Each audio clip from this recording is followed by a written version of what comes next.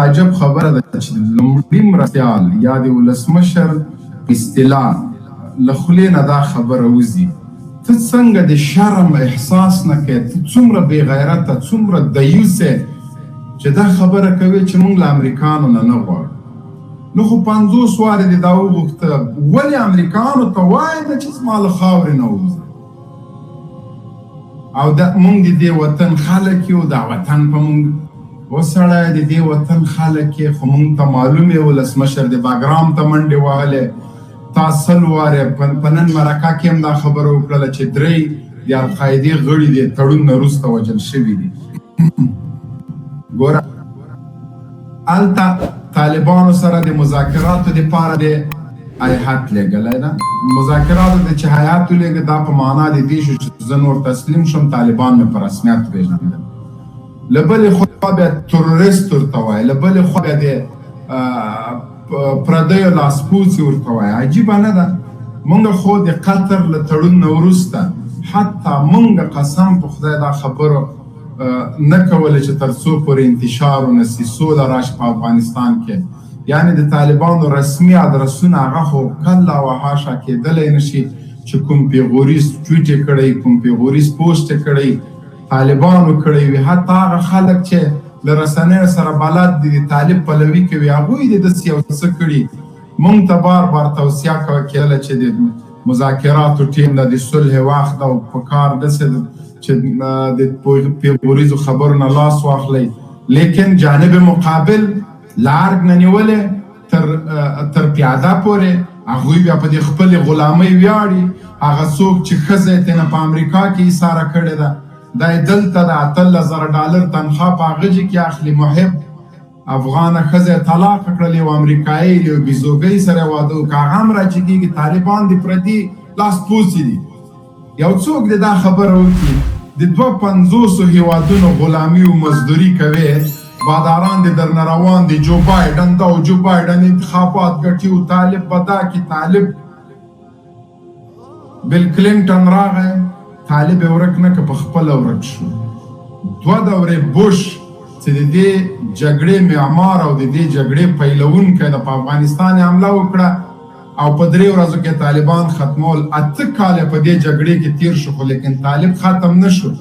نن تاسو د بوش نوم چېرته اورېدلی ده؟ تور اوباما راغی له کلسټر بمونو سره او له نورو فوجانو سره او له نورو تیارو، له نورو تجهیزاتو، له بلیک واټر او د دنیا له متحدینو سره یو ځل بیا راغی په افغانستان کې زور ازمایي کوله. نتیجه 0. طالب یې ورک کړ. خو د بوش په وخت کې هم طالب جګړه کوله. 8 کاله یې تېر کړه. د بوش نه وروسته اوباما راغی، هغه هم جګړه کوله. لیونی ټرمپ شین خر راغی، هغه چې راغی ولسمشر سو، وایي زه افغانستان د نړۍ له نقشې نه ورکوم.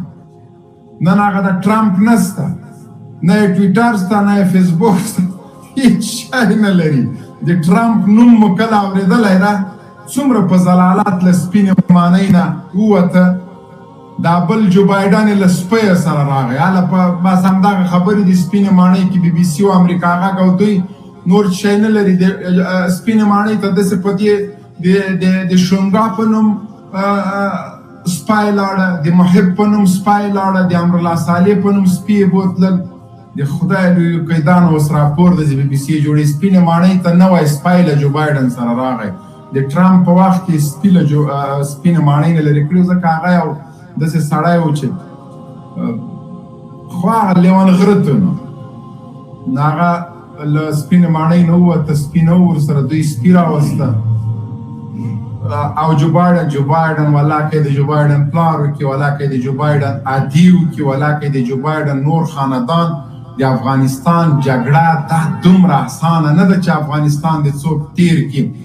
او همدقسې د بوش د وخت جاسوسان هم طالبانو مردار کړي دي، د ټرمپ د وخت هم کړي دي، اوباما د وخت هم کړي دي، د جو بایډن د وخت هم کوي. دا خاوره زموږ ده، د دې خاورې واکمنان موږ یو. امریکایان چې تړون مطابق له افغانستان نه ځي لاړ دي شي که نه وروره؟ مونږ پوه شو د افغانستان دفاع پوه شه، غلام به مو سره وژنو. خو افسوس د دوی په حال باندې کوو چې دوی خو چغې وهلې چې امریکایانو سره د اورباندو کوه، مونږ سره جنګ کوي. نو دا تا چې د 18 کاله طالب سره جګړه کوله په کوم بنیاد دې کوه؟ موږ چغې او فریادونه نه درته وهل چې موږ مظلومان یو؟ مه کوه په دې تور چې چا به ګیر او پټکۍ په سر وه. پټکۍ خو دا خو یو خیال او محال و. چا به ویلې چې شملور به راځي، په میډیا باندې به خبرې کوي. تاسو خو نړیوالو ته موږ داسې یو څوک معرفي کړي وو چې زموږ ژوند تاسو ته مرګ مو درته داسې روا وو لکه خلک چې حیوانات په هغوی باندې لا رحم کېږي، خو د طالب نوم او په طالب باندې نه کېده. زموږ ژوندي انسانان مو د طالب په نوم په ټانګونو پسې کاش کړل، زموږ شهیدان مو په توبرونو باندې وهل. شین سترګي امریکایان مو 18 کاله زموږ کور ته په دې راوستل چې دا تروریستان دي. هغه موږ په څه باندې وژلو؟ خو چې کله امریکایان د مذاکراتو میز ته کېناستل په تاسو باندې اوبه ګډه سوله، تاسو بیا افغانان شولئ، تاسو بیا مرګ هم بیا دا چغې مو وهلې چې مرګ. ګوره د فرعون په نامه باندې تاسو له امریکایانو سره یو ځای شوئ، د خره په نامه یو ځای شوئ، د لیوني سپي په نامه باندې یو ځای شوئ، د پړي او د مار او د لړم په نامه باندې امریکایانو سره یو ځای شولئ، تر څو د دې وطن دفاع کوونکي سپېڅلي طالبان په باندې وداړئ. 18 کاله 20 کاله مو موږ داړلو، موږ مو خوړلو، موږ مو زنداني کولو، زموږ د شهیدانو جسدونه مو په مرمیو غلبیل غلبیل کړل، زموږ شهیدانو ته مو اور واچوه، زموږ شهیدان مو په ټانګونو پسې بربند کش کړل، زموږ د شهیدانو مو داسې قطارونه د جسدونه اچول او په ټانګونه مو پېښېژول. هغه وخت د طالب مرګ ولې روا و چې نن ستا مرګ نه ده روا؟ نن چغې وایي طالبان ټکسیوانان وژني.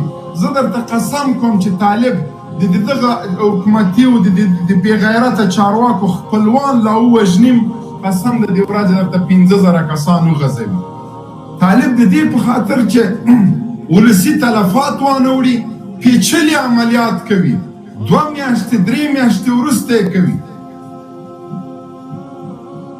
په ټیکسي کې موږ خو یو ورځ وانه ورېده چې چېرته دي په ټیکسي کې چې څوک چا وژلي، خو که وژلي م تاسو وژلي دي، موبایل دپاره مو وژلي دي، غلا مو تېنه کړې. نن د ارګ د عاشي مشر راجګ سوی د 18 رقم غوښو تعریف یې کوه. وایي 18 رقمه غوښه کې د پسه جګر ده، د پسه کلمې دي، د پسه لری ده، د پسه پوستکی ده، د پسه سر ده، د پسه سترګې دي، د پسه زبه ده، د پسه زامه ده، د پسه لکۍ ده، د پسه دنبه ده، بیا د بي د ما بي د پسه خوټې دي. دغه شیونه وایي 18 رقم خو همدغه یو پسه د 18 رقمه غوښه ده پکې. اوس په دې باندې افغانان غلطوئ. زه درته وایم په دې 18 رقمه غوښو کې 3 رقمه تازه غوښه ده چې هغه تاسو تازه خورئ. صحیح شو؟ مردګوانو بې ناموسانو. بیا پکې د سپي غوښه ده، د خره غوښه ده، د مګرمچ غوښه ده، د خنزیر غوښه ده، د غویي غوښه ده، د پسه مسه تاسو نه خورئ. اوس د مار غوښه ده، د لړم دغه 18 رقمه غوښه خورئ، چونجي خورئ. ارګ نه مو څه شی جوړ کړي؟ همدغه د تاسو خلک راجګېږي ارګ فاحشه خانه ده. چې تا د ګارد مسؤل دا خبره ونه کړله چې ارګ مردګو خانه ده. د فوټبال جنکۍ، ایشچي، د اردو عسکر، 18 کسه جنسي تیری، هله فوج مو جوړ کړی، هله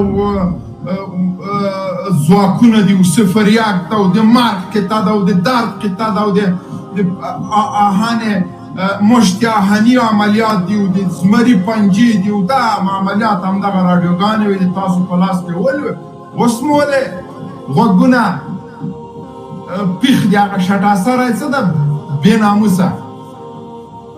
هغه نن راته زنګ وهلی ته په خدای یقین وکړه کنځلې راته وکړه. هغه قانع ده که چی شی ده؟ اخر هندوستان د ایستلی دیموکراسي نه چې دفاع کوله، لورې په امریکایي پوهنتون کې سبق ویلی. نو ما ورته ویلې ته خو د دیموکراسي مدافع، دیموکراسي دې چاته پرېښوده، جمهوریت دې چاته پرېښوده، تا خو باید د دې وطن دپاره قرباني ورکړې وای. دغه دبی سر دې کم از کم په دې وطن قربان کړی وای که نه. دیموکراسي او جمهوریت 20 کاله دې پاتې کړو، 2 وارې پارلمان ته انتخاب سوله، خو چا رایه در نه کړه. که در یې کړه نو انتخابات خو په رایه باندې نه دي. نو لاړې نه دا وایي دا ښه ده چې دا شټاسره په دې قطار کې باج سو که چی شي هغه شاعري دې مې زه بیا کړې وه. نو خاره دیموکراسۍ مدافعینو چېرته مو بکسې اخیستې بیا تللی هندوانو ته مونږ ما اول نه ویل دا خبیث هندو ده لاړې اوس هغه د هندوانو ته سجدې کوي جرام سنګ بچه دغه چې دا طالب نه وای قسم په خدای تاسو به د افغانستان په چوکونو کې نن د هندوانو د بوتانو هغه لیدلی وای مجسمې دا طالب چې تاسو ته سړیتوب درښوده دا طالب چې د دغه غلامۍ په خاطر تر ننه پورې وژلی نن د بغارې اسمان ته وختلی او همدا چغې وایي چې طالب موږ ولې وژني او طالب موږ سره ولې وربان نه کوي د مظلومیت اوښکې مو تویېږي الحمدلله الله نه ډېر راضي یو کبر نه کوو غرور نه کوو سخې چا پسې نه کوو پروردګاره دا ستا رحم په افغانانو باندې چې په دې جرم چې چا به ګیره پرېښوه دوی د زندان د تورو تمبو شاته وړل مونږ به ډېر چغې والې چې مونږ مظلومان یو د دوی د ظلم او د وحشت نتیجه وه چې نن دوی په ملا مات شول له دیموکراسۍ او له جمهوریت نه چغې وایي توبهګار دي د تاسو د غلا او د غصب او د بېناموسۍ نتیجه وه چې نن د طالب په مرۍ باندې پښه درته ایښې ده نن طالب ته عذر کوي نن طالب ته زګرګاري کوي نن طالب نه د اوربند غوښتنه کوي ته وې چې مونږ ته به دې لس کیلو زولنې رااچولې هغه ته وې چې د انسان په سترګه د طالب ته نه کتل نن خدای ورځ در باندې راوستې له طالب نه د اوربند غوښتنه کوي له طالب نه د صلح غوښتنه کوي له طالب نه دا غواړي چې ما مه وژنه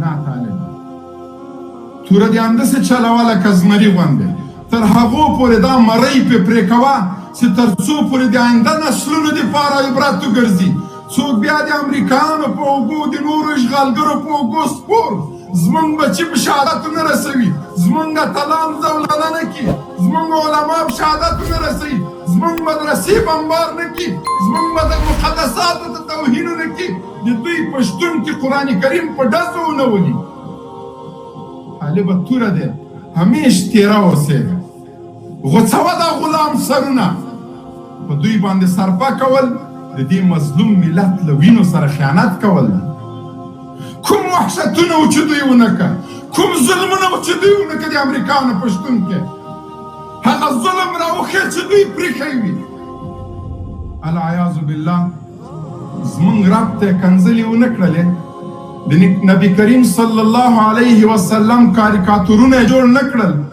زمونږ په مقدساتو یې ملنډې نه وهلې دا چې دوی وایي چې په ټوله نړۍ کې داسې اسلامي نظام مونږ ته څوک راوښیي لکه طالبان چې غواړي دا همدغه سیکولران همدغه بېدینه او لنډغر د ټولې نړۍ نه د اسلامي قوانینو ټغر ورټول کړی ده مونږ به ثابتوو نړۍ ته د نړۍ مسلمانانو ته هغه اسلامي نظام چې اسلامي امارت یې دعوه کوله راشئ نن په افغانستان کې عملا وګورئ مونږ به بیا اسلامي نظام تاسو ته ښیو د همدې دپاره مو وینې تویولې د همدې دپاره قرباني ورکوو چې نړۍ ته مسلمانانو ته ثابته کړو چې موږ په افغانستان کې د کوم اسلامي نظام دپاره چې وینې تویولې او قربانۍ مو ورکولې راشئ نن یې عملا وګورئ شهید مولوي احسان الله ویلي وه یو څه مېلمانه راغلل قندهار ته د طالبانو د امارت په وخت کې کله چې وی راورسېدل د قندهار په ښار کې یو دوه درې ورځې ګرځېدلي وو بیا هرات ته تللي بیا بېرته چې وی قندهار ته راغلل په لوی مجلس کې قسم وخوړه وی په سجده پرېوتل وی ویلې چې لیس الخبر کالمشاهده د الله په ذات قسم کوم هغه څه مو چې وی اورېدلي وو هغه داسې نه دي لکه اوسې چې وینو د اسلامي نظام او د شرعي نظام په باب چې د افغانستان او د اسلامي امارت خبرې اورېدلې وې هغه داسې نه دي لکه نن چې په سر سترګو باندې وینو د طالبانو امن او د طالبانو د شرعي نظام پلی کېدل تر هغه ډېر زیات رښتینې او صادقه ده عملي جنبه لري لکه موږ چې اورېدلي وو نر څوک چې غلا وکړي نر څوک چې زنا وکړي نر څوک چې د چا ناموس ته چپ وګوري او دا خو خیال او محال سي او څوک د راجیک سي او څوک دی ووهي څوک د رشوت واخلي اداري فساد دې وکړي، په ادارو کې دې رئیسان راجیګ سي، ښځې دې توت ته وخېځوي. ستاسو وحشتونه له یاده ووتل، اوس چغې وهي طالب ولې افغان وژني، طالب ولې د افغانان دي ټیکسیوانان وژني. ټیکسیوانه سبا به دې په دې سر سالېګی ولي، ته به هم بیا ټیکسیوان یې. سبا به طالب شړونګا په دې مرۍ چاړه وري کړي، هغه به م وایي چې زه خو عام ولسي سړی یم، هغه به م وایي چې زه ټیکسیوان یم. تاسو خو بیا ډایرکټ ټیکسۍ ته ورمنډه کوي، ټیکسیوان شو. غاټ دی اردو جنرال به طالبان په دا سر سره ولي، وایي ولا ریړۍ کې بادرنګ خرڅول.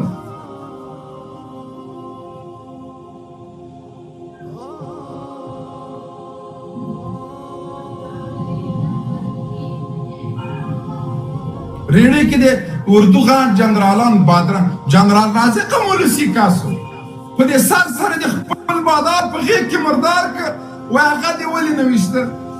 نو خو ما خو هغه ویشتله په مخ کې ورته ودرېده، دی ورته سپار ګرځېده.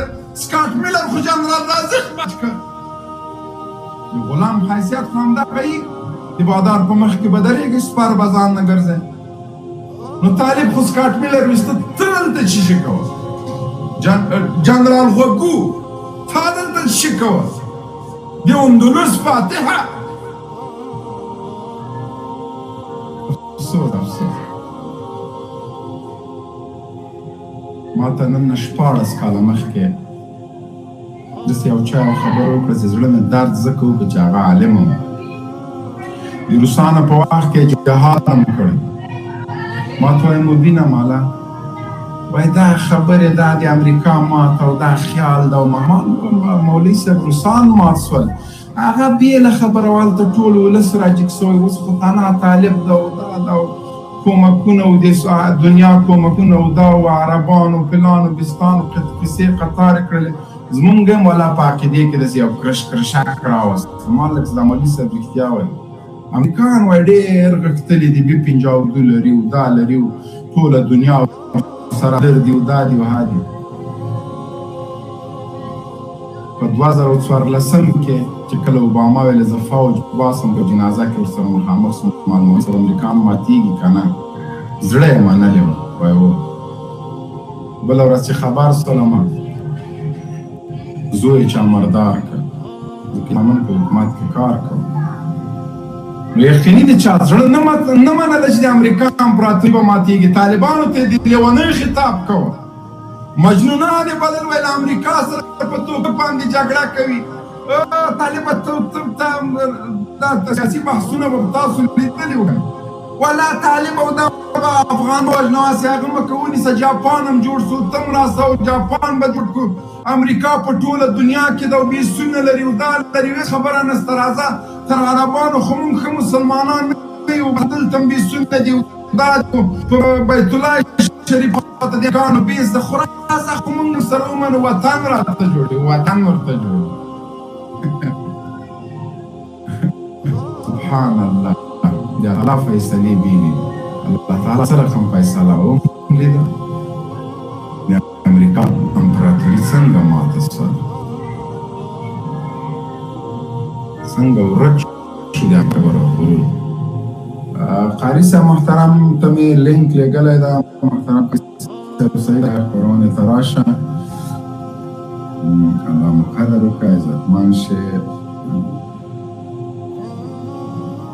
اوس بیا دوی راجګ سوي دي، ولا طالب دا ده او طالب هغه ده او طالب پلان ده او طالب بستان ده او کسه او پورته سه او طالب په قطر کې ولې راځي، ولې په قندار کې ولې نه کوي طالب که افغاني، په مسکو کې څه کوي طالب که افغاني. نو خورا دي ستن ته کاله فیصده خاورې په لاس کې خود نر دي سره.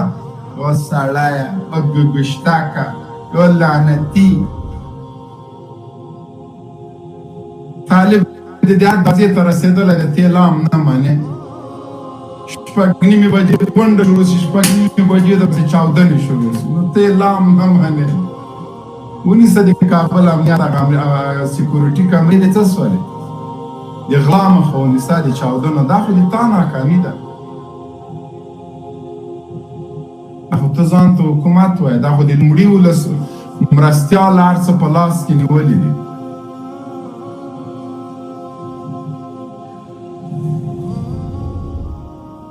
هغه بل فیلسوف صاحب چې کله خره ونې ته خیزوي، کله سپي ونې ته خیزوي، کله خپله خیزي. شاعر صاحب لملمه سره این دایم غرق که پر پدر د امریکانو نالت سي چې غلام راوسته، کم از کم دغه خو به نه راوسته، یو بل څوک به راوستی او داسې سره برابر کړي دي، داسې په یوه څپلۍ ویستل سوي دي. که یې شړونګا ګورې، که یې د سی آی او د بلیک واټر جاسوس ناسالې ګورې، که یې بل پړخپازی ګورې، د خلکو په سرو یې چې میخونه وهل، هغه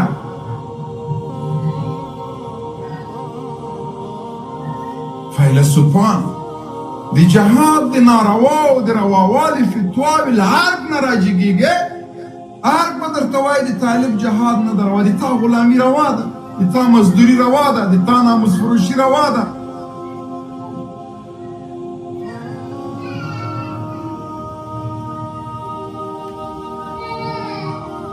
ډېر د ضلالت له ژوند سره به مخ شي.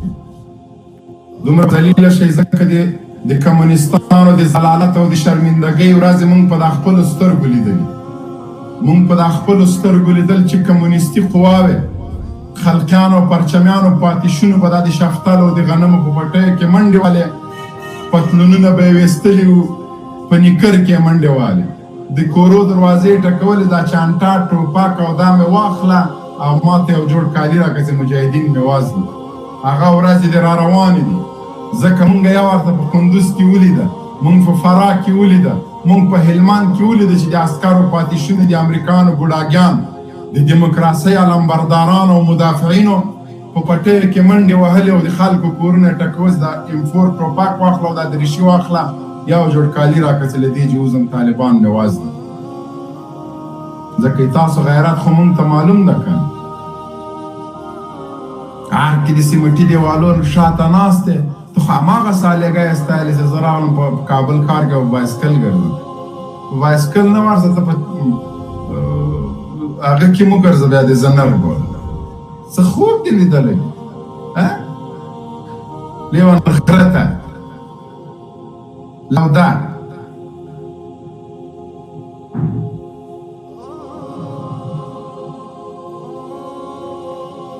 دوی مذاکراتی ټیم نوی اسلامی نظام سره قمی او جمهوریت نه ودرېږه. دې جمهوریت نه به د داسې استفراق وکړي انشاءالله. او خدای خو مهربانه ده چې لکه نجیب غوندې ژوندی په لاس ورشي، بیا به موږ تا ته جمهوریت درښیو. دی دې له جمهوریت نه دفاع کوي، نه دې شرمېږي. زه دې له اسلامي نظامه دفاع کوم، زه دې وشرمېږم.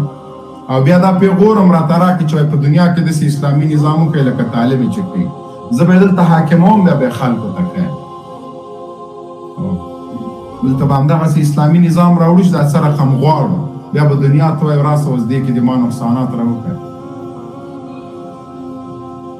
جمهوری اسلامي افغانستان کنی پسې خو اسلامي بیا مه تړه. سیکولر جمهوری غني جمهوریت باندې قربانۍ ورکړي دي. تا به څه قربانۍ ورکړي دي امریکا بچه؟ د اسلامي امارت اتلانو او غازیانو ته وایه چې د اسلام د دفاع په خاطر باندې، د دې وطن نه د دفاع په خاطر باندې په 10 ټنه باروتو باندې د پاسه کېناستلی دي، تا په پیسونو در ننوتلی.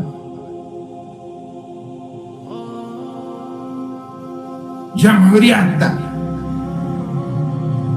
چغې مه وهه. مونږ هغه شیبې شمارو چې امریکایان پاتې شي او تړون خلاص شي.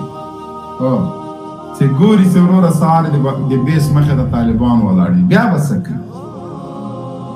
خو ته خو نه ځان بچ کولی شې، نه د بادار بچ کولی شې. او د طالبانو دغه تکتیک ډېر ښه ده چې اول موټر بم په دې غلامانو کوي، له دې مخې لکه پولالې غوندې جارو کړي او بیا په شین سترګو باندې شروع کړي. دغه بهترین عملیات دي چې د غلامانو یې غوښې او هډوکي معلوم نه شي. بره ولې دفاع کوي؟ مه درېږه که نه، بېسو مخې ته مه درېږه.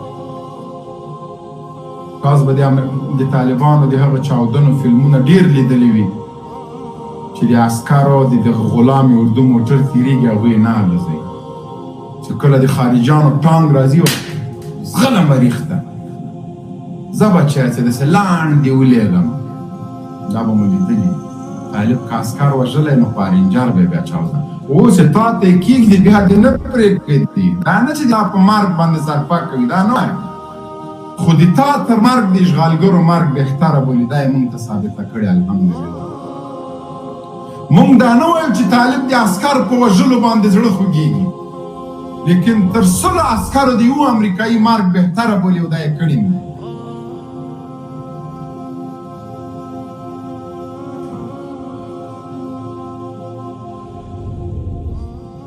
قاری صاحب سعید خوستی لایف خورونه تکرار